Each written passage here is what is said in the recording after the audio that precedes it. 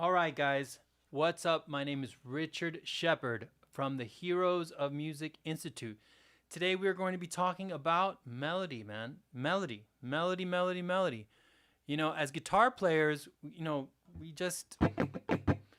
I heard this on a TikTok the other night, and it's so true. It's like we get the rhythm, going, we get a riff going, we get a scale going like this.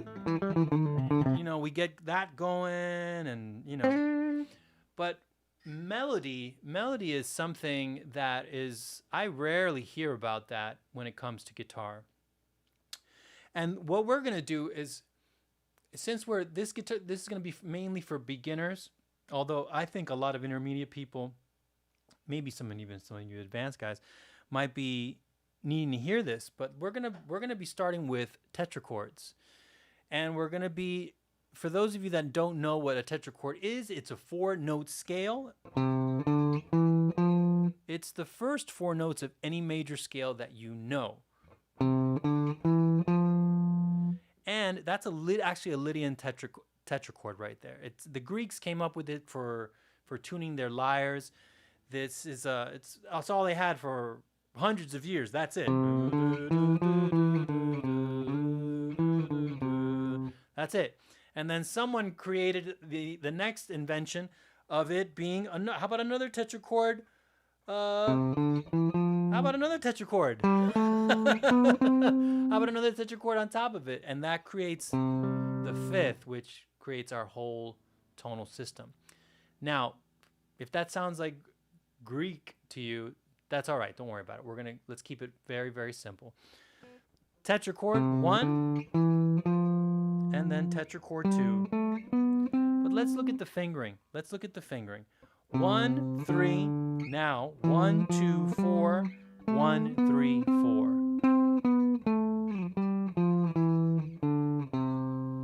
4. Okay?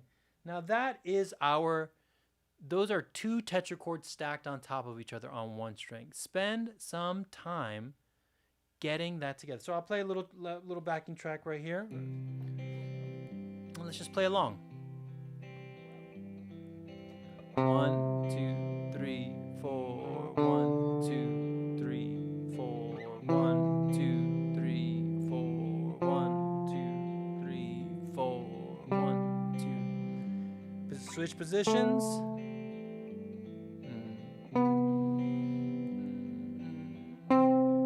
Let's go back down.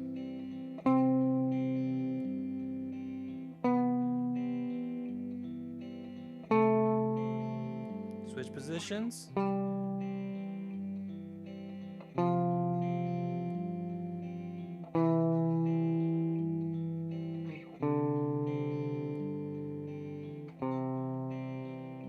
Now here, let me switch angles over here for you. With the chart on it, right? All right. So over here we have the first 4 notes.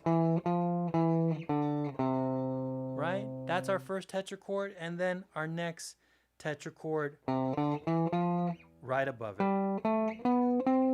Right? So that's our scale. And we're going to play it with this fingering.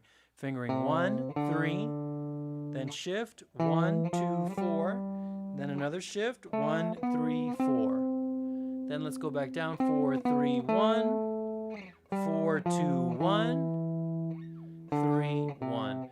Now, with your forearm over here, you want to be thinking like a crane almost. Like a crane, and you don't want to be pressing too hard with your thumb, keeping you stuck, from sliding up and down the fretboard. You want to just be thinking like a crane.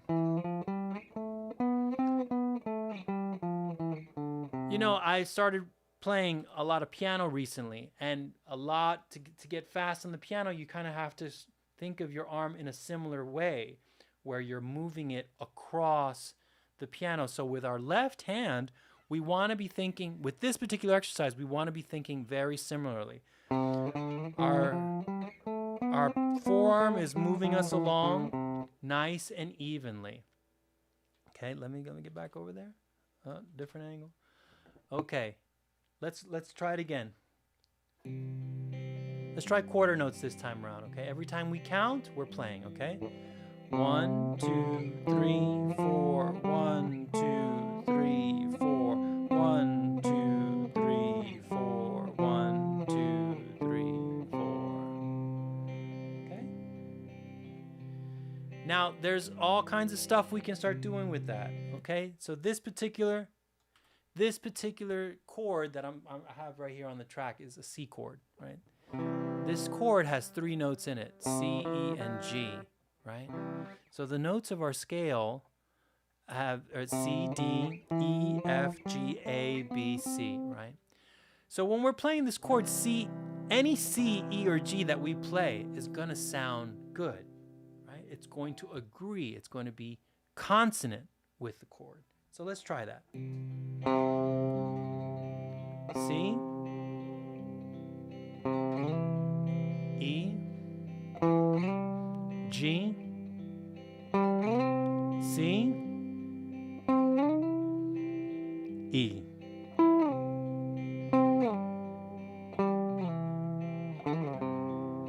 Right? Those notes are agreeing with the chord, right? Now that leaves us with 4 notes that are not in the chord. Let's see what those sound like.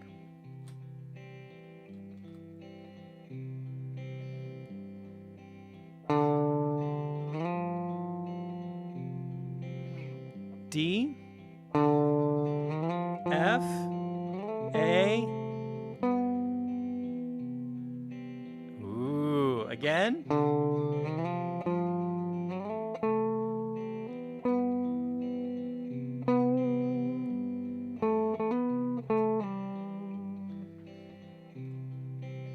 We got some disagreements going on over there, man. There is some dissonance happening. Dissonance means that the notes are not completely agreeing with each other, right? But that's good. That creates a bit of tension. And we can use that. Let's jump in.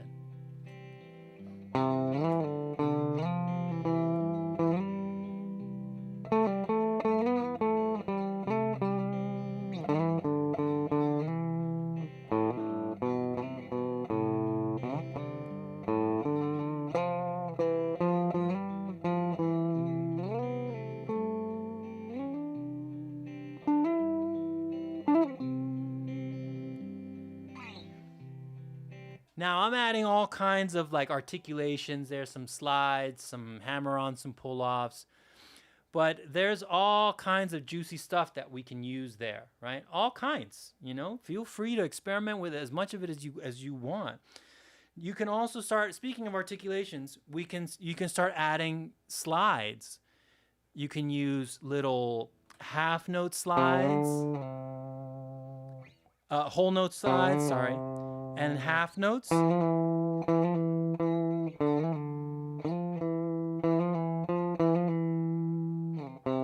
can try some really big slides, octave jumps.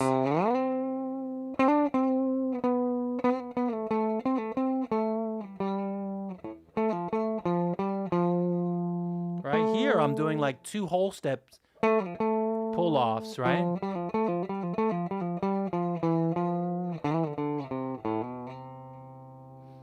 Right? All kinds of stuff that you can do. Now, that's really fun. We came to talk about melody too, right? Now, I really suggest you guys start using your voice. It's got nothing to do with wanting to be a singer, but coming up with melodies using your voice and being able to sing your parts is gonna make your parts memorable. I mean, you know, like so, like somewhere over the rainbow, right? Let's change it up, like.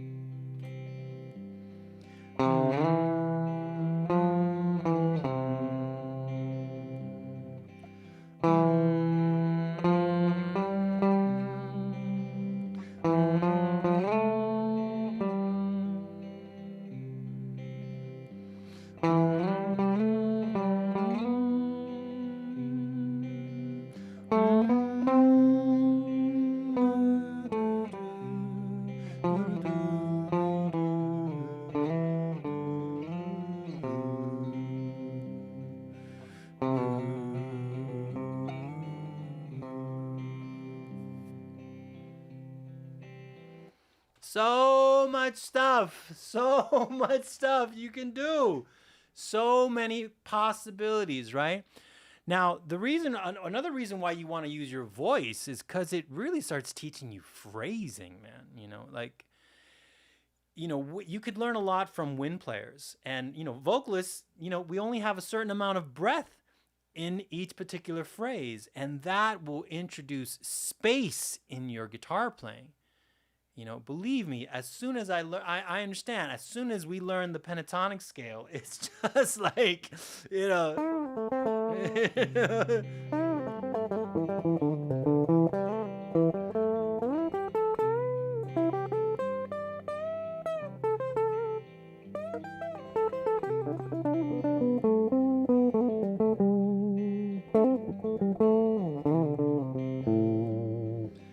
I get it, right? I get it. Like, no, stop it. Just go, go, go, go, go. I get it. But, take a breath, man. You really, to each their own, but you want people to be walking away singing your solos, Say what you want about those boys in Rush, some of those solos you remember a lot. Some people remember like their instrumentals more than their actual like pop songs. Like I think it's YYZ. That in Brazil, when they go down and play that, the stadiums full of people sing those melodies in harmony. Like it's insane. It's insane. So, you start using your voice, take these practical ideas. Now, if you're just starting out and you need I wish I would have had some kind of guide or book that could have helped me along my guitar journey. And I wrote this book recently, and I put so much experience that I wish I would have had. I put so much information in this thing that I wish I would have had when I was starting out on the lead guitar. The first time I heard myself play like lead guitar, I couldn't believe it. I'd always wanted to sound like that. And the way I got there, I put a lot of the information here in this book. Okay, so I have it on sale for a Christmas holiday. It was originally for $20. I have it now on sale for $7. I know the holidays can be a little tight for some folks. $7, guys, $7. Pick up your copy. I put the link of the description of it in the video description. And we're on the eve of Thanksgiving. I want to wish all of you guys a very, very happy Thanksgiving for those of you guys watching in the U.S. This channel has been a great labor of love, and we're entering a new phase where I'm going to be focusing a lot on live because I don't have time to edit. I don't have time to edit videos, so I'm just going to start going live from now on. If any of you guys would have any questions about, videos you'd like to see, topics you want me to cover, please feel free. I'm going to be going through most of the chapters in this book as we go on, but we're going to get started. Get started with that. Get started with those tetrachords. Start using your voice. Use one string and see what that does for your guitar playing. Okay? Stay great.